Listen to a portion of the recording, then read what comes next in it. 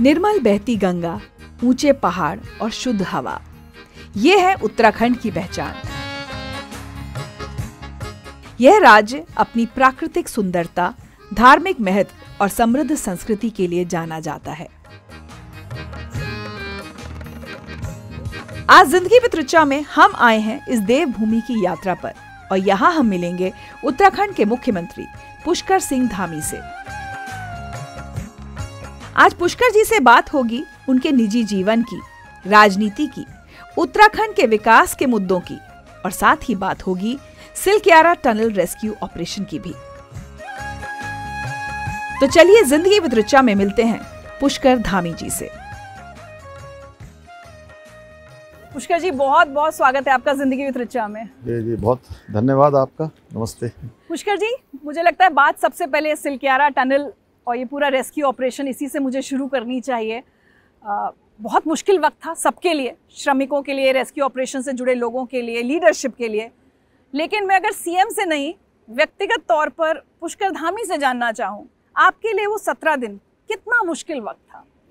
देखिए, मैं सच बताऊं तो मैंने कष्ट बहुत बार आया, चुनौतियां भी बहुत बार आई, लेकिन इस बार की चुनौती बहुत कठिन थी जी। बहुत मुश्किल था और रात में सो पाना भी बड़ा कठिन होता था, क्योंकि हमारे परिवार के, हमारे बीच के, हमारे मजदूर भाई हमारे सामने जो है एक सुरंग के अंदर कैद हो गए। तो कहीं ना कहीं मन में हर समय यही होता था कि अंदर कोई बीमार ना हो जाए, अंदर उनको कोई मानसिक रूप से कमजोरी ना हो जाए। इस प्रकार का मन में एक थोड़ा संदेह जरूर बना रहता था। लेकिन उनसे बात करते थे तो वो भी अंदर से बहुत हौसला देते थे हमें, कहते थे कि हम बिल्कुल ठीक हैं, आप केवल हमको सुरक्षित बाहर निकाल लीजिए। तो मैं सच कहूँ तो एक मुख्य सेवक के रूप में तो चूँकि मेरी जिम्मेदारी है, वो मेरे परिवार के सदस्य हैं, हमारे यहाँ पर राष्ट्र का काम कर रहे हैं, हमारे बीच के हैं, उनके परिजन मुझे लगता था कितनी परेशानी में होंगे जी। और मैं हर बार बार ये सोचता था कि जब हम एक कमरे में ही बंद हो जाते हैं, अगर कुछ देर के लिए बिजली चली जाती है जी। अंधेरे में रहना कितना मुश्किल होता है, तो उनको सुरंग के अंदर रहना कितना कठिन हो रहा होगा।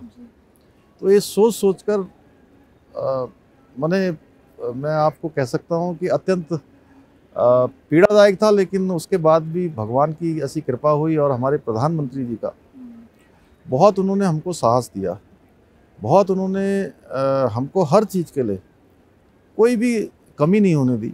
रेस्क्यू इसमें जो अभियान चला, उसमें जिस मशीन की भी हमको ज़रूरत पड़ी वो पहुंचाई गई, वो उन्होंने पहुंचाई। वायुसेना के हवाई जहाज़ उसको लेके आए, चिन्यालीसौड़, देहरादून, इंदौर से लाए, हैदराबाद से लाए, चेन्नई से लाए, हर जगह से। यानी जैसे ही हमको विशेषज्ञ कहते थे कि अब हमको इसकी ज़रूरत है, तो तुरंत वो सब हमको मिल जाता था। पूरी पीएमओ की टीम उन्होंने वहाँ भेज दी। रोज़ प्रत्येक दिन वो मॉनिटर करते थे। रोज़ डेली 5 राज्यों के चुनाव चल रहे थे। अत्यधिक व्यस्तता के बीच भी शायद कोई ऐसा दिन होगा जिस दिन उन्होंने एक न एक बार जरूर बात की, और कई दिन तो ऐसा होता था कि 2-2, 3-3 बार भी बात करते थे। तो मैं सबका धन्यवाद करता हूँ भगवान के प्रति। बच गए बहुत, सबने राहत की सांस ली। और पूरा देश, जिनके लिए पूरी दुनिया के लोग दुआएं कर रहे हों, उनका निकलना और सुरक्षित आना भगवान की भी बहुत बड़ी कृपा थी। आपकी उस समय लीडरशिप की बहुत सराहना हो रही है, बहुत तारीफ हो रही है कि बहुत अच्छे से आपने सब संभाला। लेकिन मैं आपके बारे में जो सोच रही थी, तो एक, जैसे आपने कहा, एक इमोशनल, एक चिंता, परिवार, श्रमिकों का क्या होगा। एक होता है, एक तरफ से मीडिया का भी प्रेशर होता है, एक ऊपर से भी प्रेशर होता है, ऑपोजिशन, पॉलिटिक्स, बहुत सारी चीज़ें होती हैं कि ये घबराहट रही होगी कि अगर एक भी श्रमिक की जान चली गई तो जो आपको भावनात्मक तौर पर महसूस होगा वो एक बात हो गई, और दूसरी तरफ से जितना आपको सहना पड़ेगा, वो घबराहट थी, मन में डर था?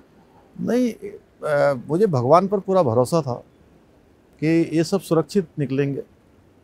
कुछ थोड़ा संदेह रहता था कि कोई बीमार ना हो, किसी प्रकार की उनको अंदर दिक्कत ना हो, लेकिन पूरा भरोसा था कि वो सुरक्षित निकलेंगे। और सच बताऊं तो बाहर मीडिया के लोगों ने तो बहुत समर्थन किया, मीडिया के लोगों ने बहुत हमारा भी उत्साहवर्धन किया, और पूरे रेस्क्यू अभियान को किसी ने कोई नेगेटिविटी उस तरह की नहीं करी।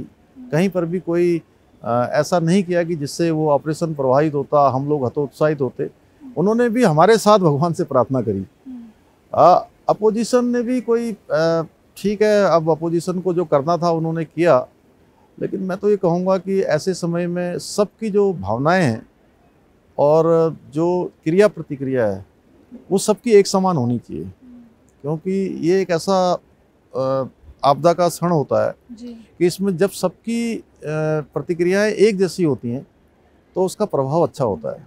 बिल्कुल, बहुत मुश्किल वक्त था ये, और लगातार एक बार हम देखते हैं कि आपकी जो एक आपके बारे में जो बातें कही जा रही हैं कि धाकड़ धामी, धर्म रक्षक धामी, लेकिन जो लोग आपको बहुत करीब से जानते हैं उनका हमेशा कहना होता है कि बड़े एक सौम्य और नर्म व्यक्तित्व है। तो ये अब आपको एक करना पड़ रहा है, धाकड़ बनना पड़ रहा है, ये इमेज कैसे बन रही है आपकी? देखिए ऋचा जी, मैंने कभी भी कुछ अपनी इमेज बनाने के लिए, अपने को कुछ बनाने के लिए, किसी पद पर आने के लिए कभी कोई काम नहीं किया है।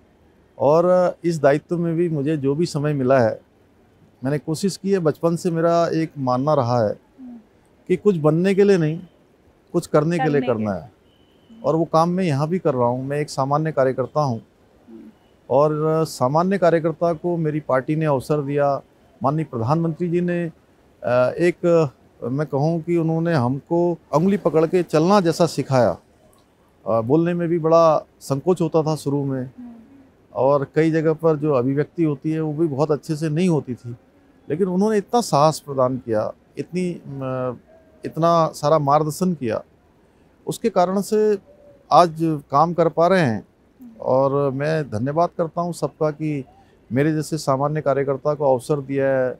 और मुझे जब भी कोई भी जिम्मेदारी दी गई है, आज तक मैंने अपने जीवन में उन सभी जिम्मेदारियों को कोशिश की है कि जितनी मेरे अंदर शक्ति है, सामर्थ्य है, उसको पूरा लगाऊं। और तो उसके लिए धाकड़ बन रहे थे? नहीं, धाकड़ जैसी कोई बात नहीं है। मैंने कभी अपने को ऐसा नहीं समझा है। मैं तो एक बहुत सामान्य स्थितियों में रहने वाला हूं, और मैं कोशिश करता हूं कि जो लीडरशिप भी है वो अभी समाज जैसे होता है उन्हीं की जैसी होनी चाहिए जी। समाज के लोगों के बीच में से ही होना चाहिए। कहते हैं अपनों का जो नेतृत्व है वो अपनों जैसा ही होना चाहिए, तो मैं इसको मानता हूँ। टनल के रेस्क्यू ऑपरेशन से जुड़ा एक सवाल और मेरा है कि जब रेस्क्यू ऑपरेशन सही हो गया, सब निकल आए, तो एक सवाल ही उठने लगा कि अब जो कंपनी है उस पर क्या कार्रवाई होगी? आपने एक जांच कमेटी बिठाई है, क्या लग रहा है, क्या हम एक्सपेक्ट करें? पहले तो भारत सरकार की तरफ से ही अभी जितने भी इस प्रकार के जो टनल बन रहे हैं सभी के सेफ्टी ऑडिट के आदेश कर दिए गए हैं। सेफ्टी ऑडिट सबका होगा।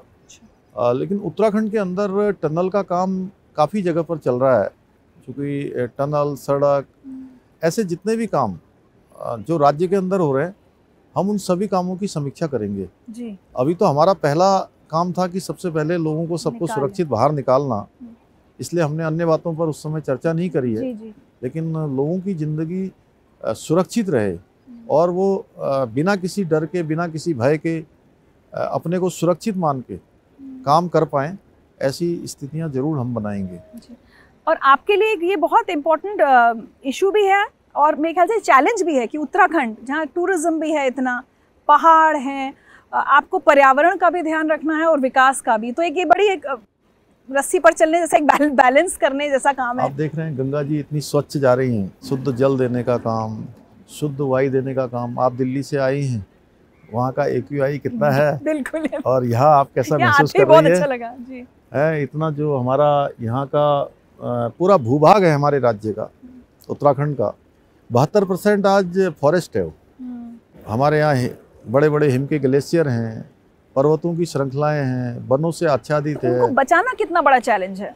तो जो भी विकास का मॉडल हम बना रहे हैं या विकास पर जो काम कर रहे हैं, इकोलॉजी को, हमारी इकोलॉजी प्राथमिकता है, क्योंकि ये हमारा मूल स्वरूप है, ये हमारा बना रहना चाहिए। लेकिन साथ में विकास के काम भी होने चाहिए। अगर विकास के काम नहीं होंगे, सड़कें नहीं होंगी, तो पहाड़ की परेशानियां हैं, चुनौतियां हैं, कठिन जीवन है, भौगोलिक परिस्थितियां कठिन है, इसलिए इकोलॉजी और इकोनॉमी दोनों में संतुलन रहे, इस प्रकार का मॉडल हम कोशिश कर रहे हैं, उसी मॉडल पर चल रहे हैं। पुष्कर जी, आपको लगता है इकोनॉमी जो है वो सीधे सीधे टूरिज्म से जुड़ी है, लेकिन जब बहुत टूरिस्ट आने लगते हैं, हम लोग कई बार सोशल मीडिया पर भी देखते हैं कि हम लोग आते हैं महानगरों से और हम पहाड़ों को गंदा करके जाते हैं, हम यहाँ की इकोलॉजी को नहीं समझते, हम बैलेंस बिगाड़ते हैं। यहाँ का शायद लोकल आदमी कभी पहाड़ का उसको खराब नहीं करता, जो बाहर से आते हैं वो करते हैं। क्या किया जाए इसके लिए? नहीं, देखिए, ये तो चूंकि देवभूमि है, अतिथि देवो भव, इसी की तर्ज पर हम सबको मानते हैं। लेकिन हमारे प्रधानमंत्री जी ने एक बार मन की बात में एक बात कही थी कि यात्रा के भी नियम होते हैं, यात्रा के नियम होते हैं, और विशेषकर से धार्मिक यात्रा। जहां हम बैठे हैं इसी हरिद्वार में कांवड़ यात्रा में इस वर्ष 4 करोड़ 15 लाख लोग यहाँ से माँ गंगा का जल लेकर गए हैं। 4 करोड़ तो अपने आप में एक बहुत बड़ी संख्या है ये। और लेकिन इस बार हमने स्वच्छता को प्राथमिकता दी, लोगों से भी हमने आह्वान किया, लोग धीरे धीरे उस तो जागरूक हो रहे हैं। हमारे प्रधानमंत्री जी ने स्वच्छ भारत अभियान चलाया, उससे भी जागरूकता आई है। अभी जो चारधाम यात्रा में जो यात्री आए हैं वह भी जागरूक हो रहे हैं। ये बात सही है कि इसके लिए सबको जागरूक होना पड़ेगा, क्योंकि अन्यथा एक दिन स्थिति ये आएगी कि कहीं ना कहीं हमको उस पर चेक तो करना ही पड़ेगा, नहीं तो सब खत्म हो जाएगा। इस बार भी हमने ये व्यवस्था शुरुआती दिनों में शुरू की थी, तो पूरे देश भर का दबाव आया कि 2 साल यात्रा नहीं हो पाई, 4 धाम लोग दर्शन नहीं कर पाए, इस बार आप उनको थोड़ा उदार हो जाइए, थोड़ा आने दीजिए। लेकिन वो तो हम भी चाहते हैं कि भाई जो भी भगवान के दर्शन करना चाहते हैं वो दर्शन करें, लेकिन व्यवस्था भी बनी रहनी चाहिए, उस ओर हमारी चिंता है। जिस तरह से प्राकृतिक आपदाएं हाल के कुछ सालों में, कई बार लगता है देव नाराज हो रहे हैं देवभूमि से, इतना भूस्खलन, लैंडस्लाइड्स, ये वो।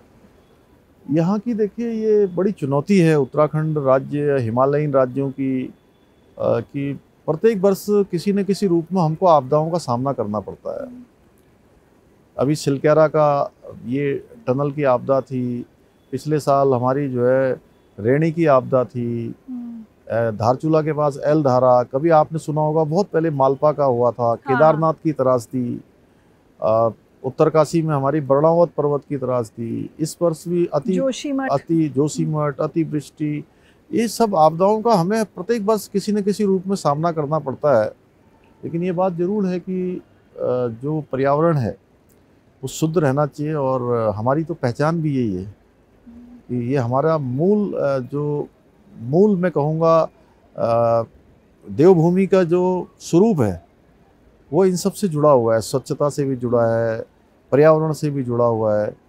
तो उसको बनाने के लिए हम काम कर रहे हैं, हर स्तर पर काम कर रहे हैं। कुछ आप शेयर करना चाहेंगे क्या क्या इस समय आप कोई कदम उठा रहे हैं ताकि यहाँ का पर्यावरण भी बना रहे, विकास भी होता रहे?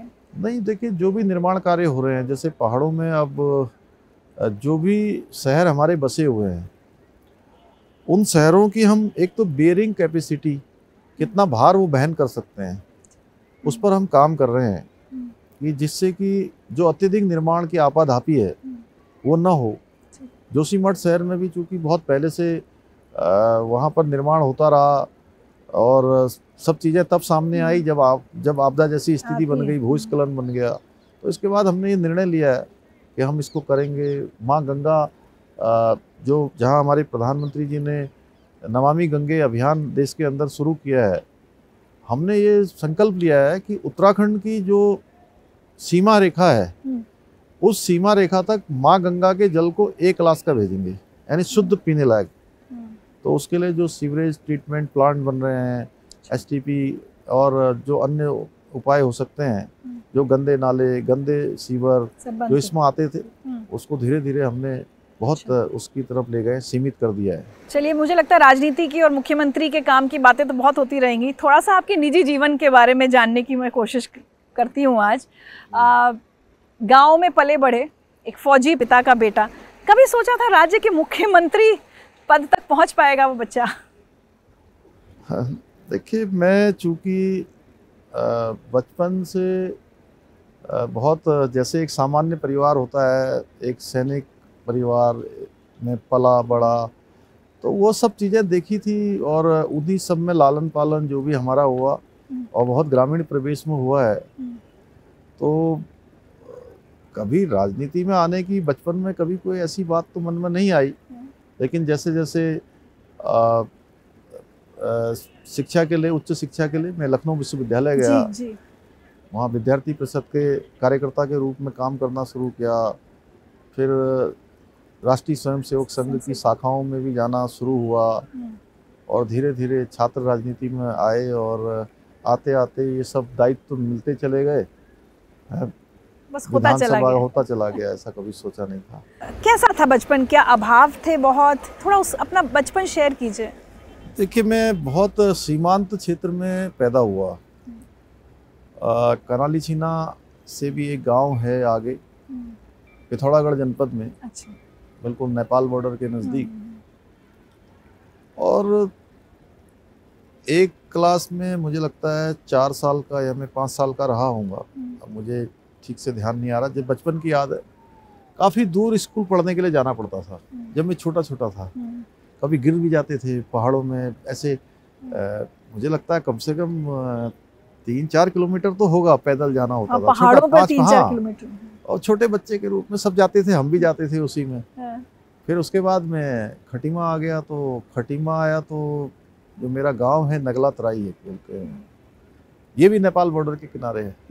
वहाँ से नेपाल बॉर्डर मात्र 2-2.5 किलोमीटर की दूरी पर है। तो वहाँ भी कम से कम 2-3 किलोमीटर पैदल ही स्कूल जाते थे हम लोग। तख्ती में हम लोग लिखते थे, पढ़ते थे। फिर थोड़ा बड़े हुए तो मैंने मध्य प्रदेश में सागर में भी 3 साल पढ़ा। अच्छा। और 10th तक की पढ़ाई मैंने वहाँ करी। और वहाँ से आने के बाद फिर मैं खटीमा आ गया। अच्छा। 11th और 12th में वापस गांव में खटीमा पढ़े। और मेरे गांव से स्कूल जाने के लिए रास्ते में लगभग 1.5 किलोमीटर का रास्ता ऐसा था, वो बिल्कुल जंगल तो पूरा ही था। जंगल तो लगभग 7.5-7 किलोमीटर, जहाँ पर मेरा घर है वहाँ से खटीमा शहर होता है। बीच जंगल में सड़क नहीं थी, वहाँ पर फॉरेस्ट होने के कारण से सड़क नहीं बन पाई थी। तो बरसात के दिनों में बहुत कीचड़ हो जाता था वहाँ, बहुत कीचड़। इतना कीचड़ कि आपको बताऊं कि हमको जो है, हम साइकिल से जाते थे, साइकिल हमको कंधे में रखनी पड़ती थी। साइकिल कंधे में रखते थे, उसके बाद स्कूल जाते थे। तो घर परिवार में जैसा एक सामान्य परिवारों में होता है वैसे ही हुआ। और आप स्वयं जानती हैं सामान्य परिवार कैसे होते हैं। तो पहले विधायक और मुख्यमंत्री के तौर पर जब कोई फैसले लेने होते हैं तो अपने बचपन के संघर्ष कितना आपके उसमें थॉट्स में रहते हैं कि हाँ, ये संघर्ष मैंने किया तो आज का कोई बच्चा ना कर रहा हो? देखिए, जब भी मैं कोई निर्णय लेता हूँ तो ये ज़रूर सोचता हूँ कि जो समाज के अंतिम छोर में खड़े हुए लोग हैं उनको इससे क्या प्रभाव पड़ने वाला है, उनके जीवन में कुछ इससे परिवर्तन आएगा, उनको कोई सहायता मिलेगी, ये सब विचार आते हैं और निर्णय ले लेते हैं। कोई बचपन की अपनी कोई घटना आज हम सबके साथ शेयर करना चाहेंगे, जो चाहे वो अभावों से जुड़ी हो या संघर्ष से जुड़ी हो, जो आज भी हमेशा आपके होता है ना, कुछ यादें ताज़ा रहती हैं? देखिए, बचपन का मैं बताऊं कि ये जो नए कपड़े होते हैं, ये नए कपड़े हम लोग शायद साल में भी एक बार कभी हम लोगों को मिलते होंगे। कभी कोई शादी हो गई, परिवार में विवाह है, या कोई मेला लगा हुआ है, जो उस मेले में उस साल जाना हो, तो तब एक बार कपड़े बनते थे। और ये जो आज के बच्चे जो है हलवा पूड़ी जो खाते ही नहीं है, हम लोग हलवा पूड़ी भी तभी खाते थे जब कोई त्यौहार होता था। और तरसते थे उसके लिए। पराठा तो बहुत मुश्किल से, मैं आपको बताऊं, बहुत अभावों का जीवन रहा है उसको। और मैं समझता हूँ भगवान सब सिखाना चाहता है ये सब, इसीलिए इतना अभाव जीवन को दिखाया होगा। कभी खुद फौज में जाने का नहीं सोचा बचपन में? मैं फौज में जाना चाहता था और मैंने उसके लिए बहुत तैयारी भी की। मेरे पूज्य पिताजी ने चूँकि मुझे उस समय रोक दिया। अच्छा। हाँ, मैं परिवार में इकलौता था और उन्होंने मुझे जाने नहीं दिया, अन्यथा मैं दौड़ लगाता था 5 किलोमीटर रोज। अच्छा। हाँ, सैनिक तो मैं सीधे सीधे नहीं बन पाया, लेकिन उसके कारण से मेरे मन में एक भाव जरूर आया देशभक्ति कि देशभक्ति, और जहाँ भी रहो एक सैनिक की तरह काम करो। अपनी माँ और बहनों से आपका बहुत माँ के खासकर आप बहुत करीब रहे हमेशा, एक उनका क्या इन्फ्लुएंस अगर मैं कहूँ क्या? देखिए, माँ से मेरा चूंकि क्या है कि मैंने माँ को भी बहुत परेशानियों में देखा, और कई बार घर के जो हमारे जानवर होते थे उनके लिए कभी घास काटने जाती थी, घास काटने के बाद खेत में जाती थी, खेत के बाद घर में आती थी, फिर हम लोगों के लिए खाना बनाती थी, और परेशानियों में मतलब काफ़ी परेशानी देखी उस समय जो नज़दीक से। इसलिए मुझे लगता है कि माँ और बहनों ने भी वो सब देखा जो हमने देखा। आज तो खैर पूरे उत्तराखंड की मेरी बहनें हो या उत्तराखंड की पूरी हमारी मातृशक्ति हो, सभी का मुझे एक भाई के रूप में, एक बेटे के रूप में बहुत प्रेम मिला, बहुत आशीर्वाद उन्होंने दिया। लेकिन क्या आप उनके जीवन को थोड़ा आसान करने की कोशिश आपकी रहती है? क्योंकि जैसे आपने कहा जो आपने अपनी माँ को संघर्ष करते देखा या परेशानियों में देखा, उसके लिए हम लोग बहुत सारे काम यहाँ कर रहे हैं। यहाँ पर हमारा इनक्यूबेटर से जो 2 सेंटर उत्तराखंड के अंदर हमने बनाए हैं, एक हवालबाग अल्मोड़ा में बनाया है, एक कोटद्वार में बनाया है। दोनों सेंटरों पर माताओं बहनों की ट्रेनिंग के काम हो रहे हैं। यहाँ पर हमने मुख्यमंत्री महालक्ष्मी योजना शुरू की है, आज होम स्टे को बढ़ावा दे रहे हैं, टूरिज्म के कई सारी चीज़ों में सब्सिडी दे रहे हैं, लखपति दीदी योजना हमने चलाई है, और अभी अभी उत्तराखंड में हमारी मातृशक्ति माताएं बहनें आगे आएँ उनके लिए हमने 30% का जो क्षैतिज आरक्षण है, यहाँ एक विधेयक लाकर हमने उसका प्रावधान कर दिया। 30% का क्षैतिज आरक्षण उत्तराखंड की हर नौकरी में हमारी मातृशक्ति के लिए होगी, महिलाओं के लिए होगी। तो ऐसे अनेकों काम हम आज कर रहे हैं, क्योंकि आज जो हमारी मातृशक्ति है वो स्वरोजगार के क्षेत्र में बहुत काम कर रही है। सेल्फ हेल्प ग्रुप बहुत काम कर रहे हैं। वो केवल अपना ही काम नहीं कर रहे हैं, अपना ही रोजगार नहीं कर रहे हैं, बल्कि अन्य लोगों को भी रोजगार से जोड़ने का काम कर रहे हैं। तो उनको बाजार मिले, उनके लिए अच्छा विपणन हो, उस सब पर काम कर रहे हैं। उत्तराखंड के 18 उत्पादों को आज जीआई टैग मिला है भारत सरकार से। बहुत अच्छा काम हमारी जो यहाँ की महिलाएं हैं वो कर रही हैं, और कुछ उत्पाद उनके द्वारा जो बनाए जा रहे हैं, चाहे वो सिलाई बुनाई के क्षेत्र में हो, चाहे वो खाद्य में हो या अन्य उत्पाद हों, खिलौने हों, वो इतने अच्छे हैं कि वो बड़ी बड़ी मल्टीनेशनल कंपनियों को भी जो है फीका कर देते हैं।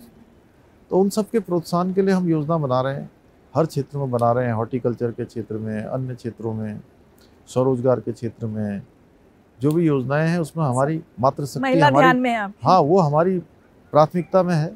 और अभी हल्द्वानी में ईजा बैणी महोत्सव हमने किया था। ईजा और बैणी, ईजा माँ को बोलते हैं। हाँ, ईजा माँ को बोलते हैं, बैणी और बहन है ना। तो बहुत कम से कम हजारों, 30,000 से भी ज़्यादा हमारी माताएं बहनें वहाँ हमको आशीर्वाद देने के लिए आई थी। उसके पीछे भी हमारा हेतु यही था कि जो वो काम कर रही हैं उनको प्रोत्साहन मिले, उनको कहीं ना कहीं एक साहस पैदा हो उनके अंदर, और अच्छा काम वो करें अपने अपने क्षेत्रों में। अच्छा बताइए, आपने भी अपने ग्रोइंग अप ईयर्स में खेतों में काम किया है? जो काम सब आपकी माँ संभालती थी वो आपने भी किया? हाँ, बिल्कुल किया है। बिल्कुल हमने खेती करी है, फावड़ा चलाया है, और फावड़ा चलाते चलाते एक दिन तो मेरा पैर ही कट गया था बहुत। अभी लगभग हाँ कम से कम कुछ नहीं तो 14 टाँके लग गए मेरे। एक्चुअली थोड़ा मैं फावड़े से मेड़ बना रहा था। क्या उम्र थी आपकी? मेड़ बना रहा था, मेड़। हाँ। मैं उस समय 16-17 साल का रहा होगा। तो मैं फावड़ा चला रहा था, ऐसे जैसे उधर हल्ला हो रहा, तो मेरा ध्यान उधर को चला गया और फावड़ा नीचे गया, मेरे पैर पे लग गया, इस वाले पर पूरा कट गया मेरा अलग से। तो उस समय बहुत अच्छे वो भी नहीं थे। एक सामान्य से हमारे आसपास के वहीं रहने वाले डॉक्टर थे, उन्होंने उसको कर दिया, सिल दिया, और कुछ दिनों में ठीक हो गया। 14 टाँके लगे थे। तो रोपाई भी करी है हमने। हाँ, धान भी काटे हैं, थ्रेसर भी लगाया है। अरे वाह। सभी काम किए हैं। मतलब बिल्कुल जमीन से जुड़े हुए मुख्यमंत्री हैं पुष्कर धामी, हम कहें। हाँ, जो घर में मैंने कहा कि एक सामान्य परिवार में जो काम सब करते हैं वो काम हमने भी किया है। और रात रात भर थ्रेसर लगा के जो है गेहूँ निकाले। अच्छा। हाँ, और पहले, अब तो बहुत सारी नई नई मशीनें आ गई हैं, धान काटने के लिए कंप्रेसर इत्यादि आ गई हैं, तो वो धान जो है वैसे ही कट जाते हैं और उसका जो पराल होता है वो नीचे चला जाता है, धान ऊपर आ जाते हैं। पहले के समय में धान नीचे से काटना पड़ता था, और इसको जो है, जो धान की बाली होती है उसको जो है पीट पीट के उसको अलग किया जाता था, वो सब हम लोगों ने किया है। अच्छा, उसके बाद आप हायर एजुकेशन के लिए लखनऊ चले गए, लखनऊ विश्वविद्यालय से आपने पढ़ाई की। कुछ तो चल रहा होगा दिमाग में कि क्या बनना चाहते हैं, कोई सपने रहे होंगे यंग पुष्कर धामी के मन में? मैं तो देखिए MBBS करना चाह रहा था शुरू में, तो मैंने कोचिंग भी करी। अच्छा। हाँ, कोचिंग करी, और ऐसा करते करते मैंने विश्वविद्यालय में एडमिशन भी ले लिया। लखनऊ में कोचिंग अच्छी होती थी। हाँ, CPMT की कोचिंग करी, तो न्यू स्टैंडर्ड कोचिंग आपने नाम मैं भी उसी में थी। है? मैंने भी MBBS की तैयारी की थी, मतलब SKT सिंह और वो थे वहाँ। आप और मैं एक ही समय के हैं। जी, तो बिल्कुल है। करते करते ग्रेजुएशन हो गया, फिर वहाँ सिलेक्शन नहीं हो पाया था, तो फिर उसके बाद मैंने master of human resource management किया MHRM लखनऊ विश्वविद्यालय से। फिर उसके बाद लॉ में मैंने एडमिशन ले लिया था, लॉ भी पूरा किया जी। 1 साल डिप्लोमा किया पब्लिक एडमिनिस्ट्रेशन में, और मैं रिसर्च करना चाह रहा था, फिर मैं उत्तराखंड आ गया, तो रिसर्च नहीं हो पाई मेरी वापस। कोई मतलब निजी कारणों से या बस आ गए? नहीं, उत्तराखंड बन गया था तो मैं विद्यार्थी परिषद का कार्यकर्ता था, संगठन की तरफ से ये हुआ कि अब आप जाके उत्तराखंड में ही काम करिए, तो संगठन की योजना होती है, मुझे युवा मोर्चा या अन्य काम में यहाँ भेजना चाहते थे वो लोग, तो संगठन के उच्चाधिकारियों का भी आदेश था। संघ से आपका जुड़ाव कब और कैसे हुआ? बचपन में देखिए, विद्यार्थी परिषद में, क्योंकि विद्यार्थी परिषद क्या है कि एक विद्यार्थियों का संगठन है, छात्रों का संगठन है, और शिक्षक भी इसमें रहते हैं। ये पहला ऐसा संगठन है जिसमें छात्र और शिक्षक दोनों होते हैं पदाधिकारी, और इसके कारण से संघ के भी स्वयं संपर्क में रहते ही हैं। तो फिर उसके बाद ITC करी, ITC करने के बाद OTC करी मैंने हरिद्वार आकर, गुरुकुल कांगड़ी में, यहाँ संघ शिक्षा वर्ग लगा था, उसमें 20 दिनों तक यहीं रहे। अच्छा। तो संघ तो बचपन से, चूँकि जो संघ के हमारे प्रचारक होते थे वो इतना अच्छा उनका स्वभाव और मिलनसार और अपने से जोड़ने वाले होते थे कि कोई अगर बच्चा शाखा नहीं भी जाना चाहता है तो वो भी चला जाता था। उनको लगता था कि सवेरे सवेरे जो है, सर्दियों के दिनों में भी 6 बजे जो है शाखा लगाने के लिए आ गए हैं। हाँ।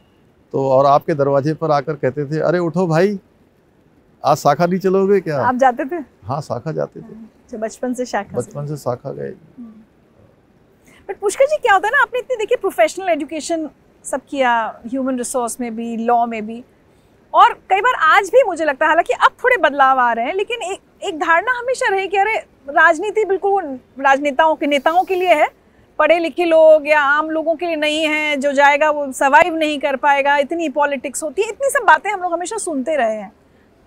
तो कैसे आपने, मतलब इतना सब पढ़ लिख के आप वहाँ भी जा सकते थे, अपना करियर बना सकते थे, किसी भी अच्छी फील्ड में कॉर्पोरेट लाइफ आप एंजॉय कर सकते थे, ये कैसे हुआ यहाँ आए? और फिर क्या इजी था, जैसा कहते हैं कि नेताओं के बीच में टिपिकल पॉलिटिक्स या पॉलिटिशियंस के साथ डील करना? नहीं, मैंने तो देखिए, मैं आपको बताऊं कि कभी भी कोई पॉलिटिक्स जैसी चीज़ें, जैसा बाहर एक परसेप्शन होता है, उस प्रकार की चीज़ को कभी न किया, न कभी सामना किया।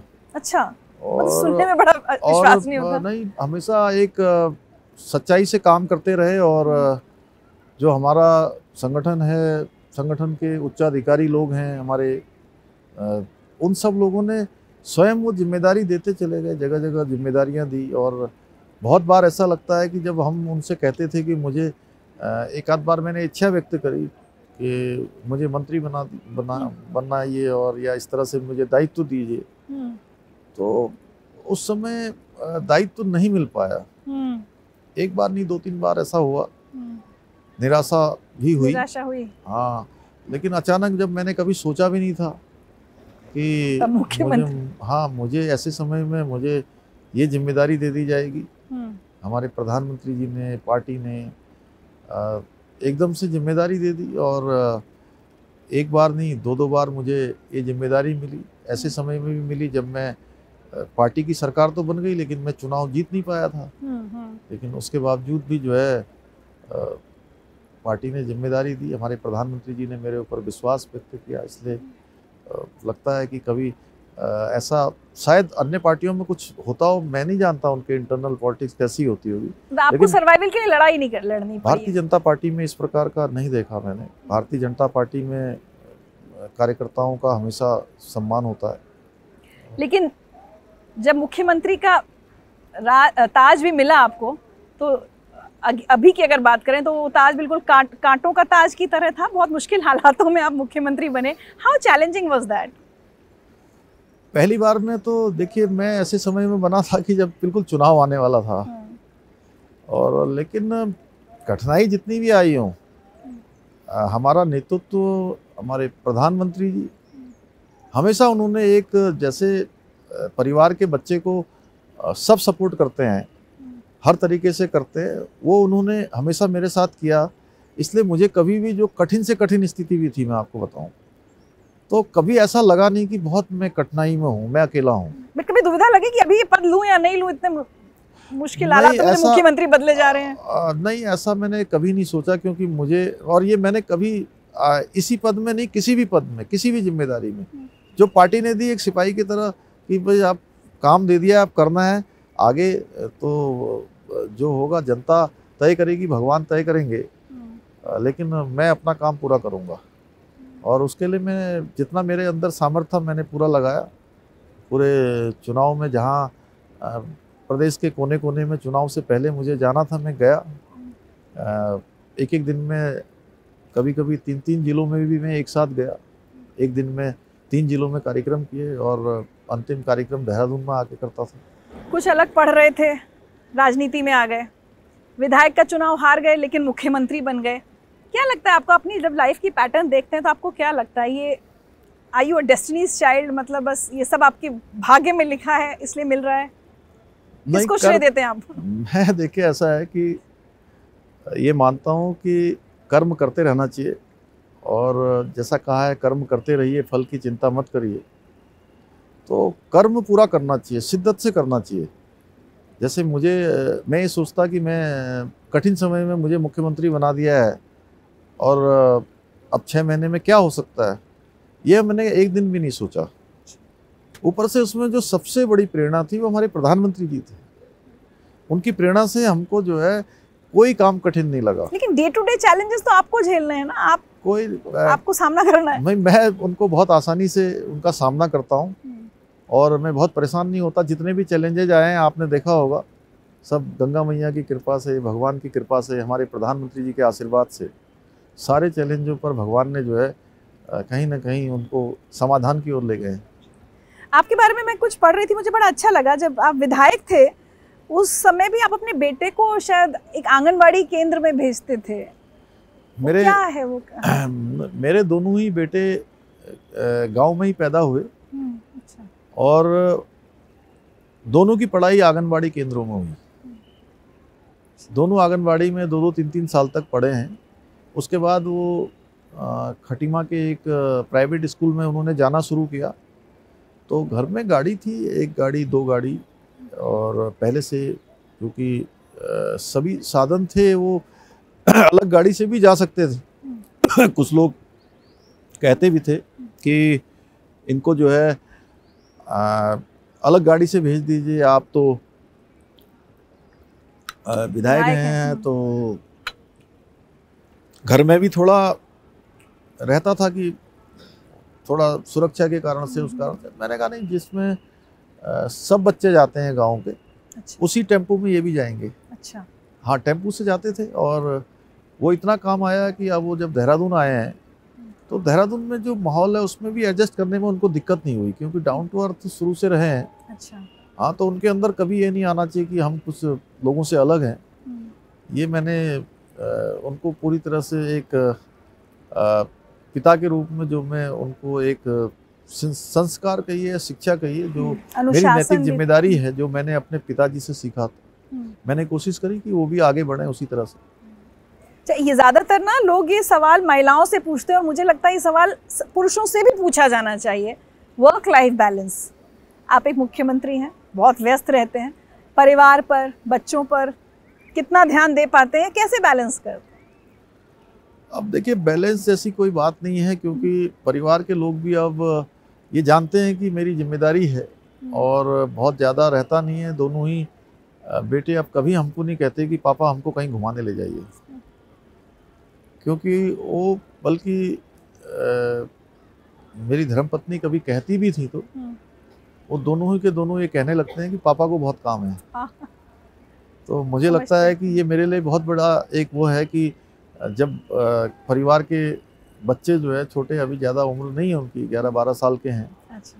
तो उनके समझ में ये आ गया है कि ये हम काम पर रहते हैं, काम करना पड़ता है, काम है, जिम्मेदारी है। और वैसे भी अभी तो पूरा ही उत्तराखंड के 1,25,00,000 लोग सभी हमारे परिवार हैं, तो उस परिवार की चिंता करने का काम मेरे जिम्मे है, मेरी दायित्व है, जिम्मेदारी है।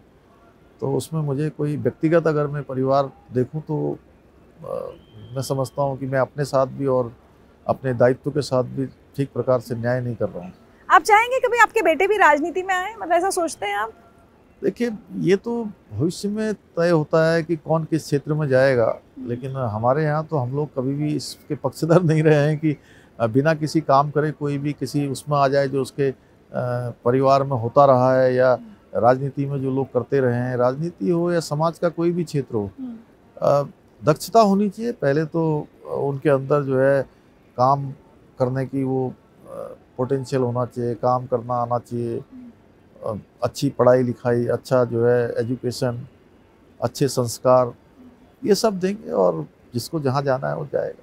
चलिए, उत्तराखंड में आज की तारीख में अगर मैं आपसे कहूँ, आपको 3 सबसे बड़े चैलेंजेस क्या दिख रहे हैं और क्या आप उनके लिए सोल्यूशन ढूंढ रहे हैं या निकाल रहे हैं? देखिए, मैंने ये हमेशा सोचा है कि उत्तराखंड हिंदुस्तान का श्रेष्ठ राज्य बने। ये हमारे लिए चैलेंज है। उत्तराखंड की इकोनॉमी बढ़े, उत्तराखंड की माताओं बहनों की जो जीवन स्तर है वो बदले और समाज के अंतिम छोर में खड़े हुए व्यक्ति तक विकास पहुँचे, उस तक सुविधाएं पहुँचे।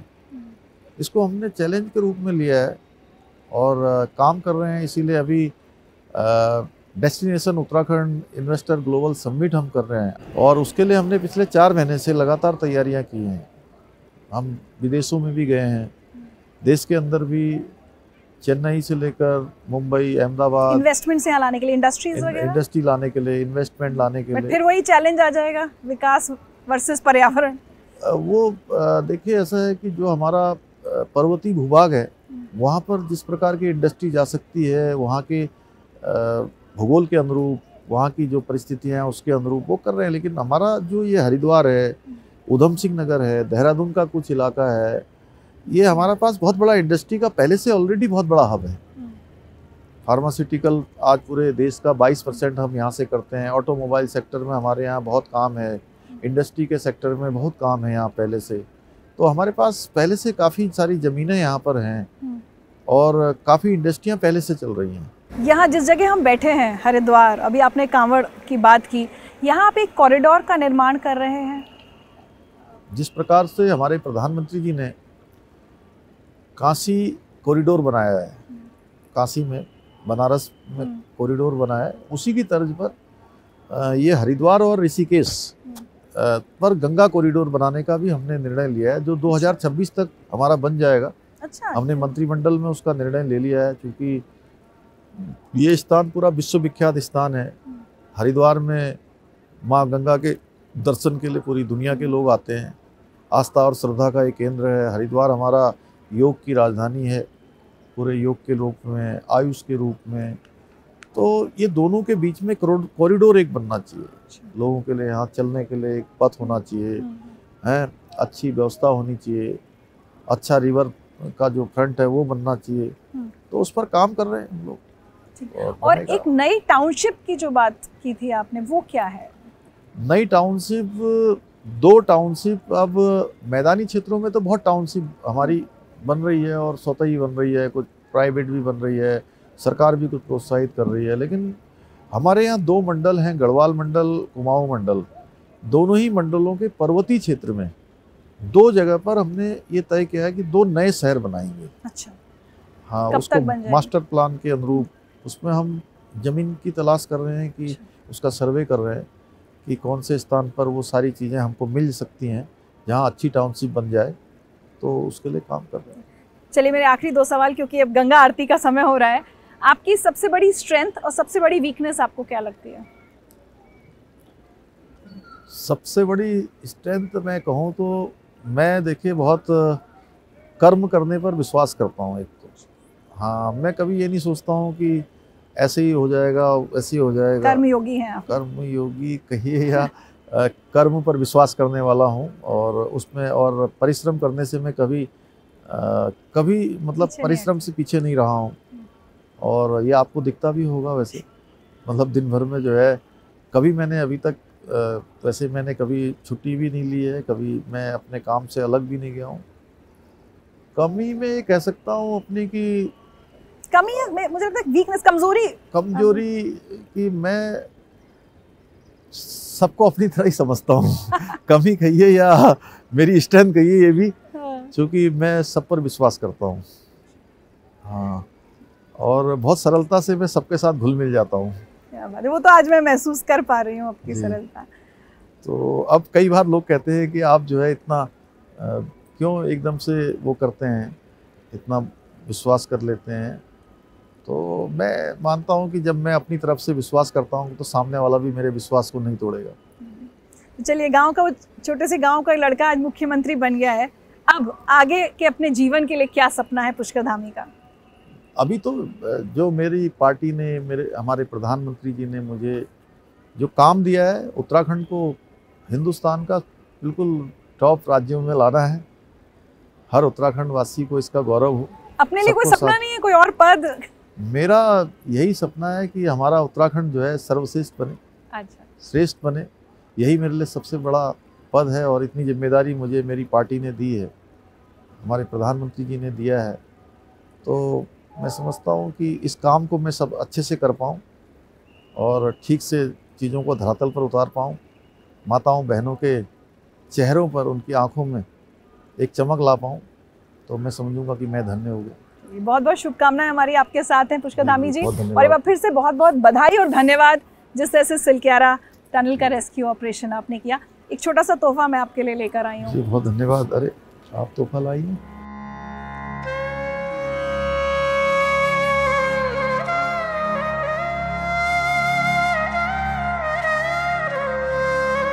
मुझे लगता है आज हम इतने अच्छे मौके पर यहाँ हैं और गंगा आरती का वक्त हो रहा है, तो आरती भी की जाए। क्यों नहीं, ये तो सौभाग्य है गंगा आरती में शामिल होना, माँ गंगा की कृपा हो रही है। चलिए।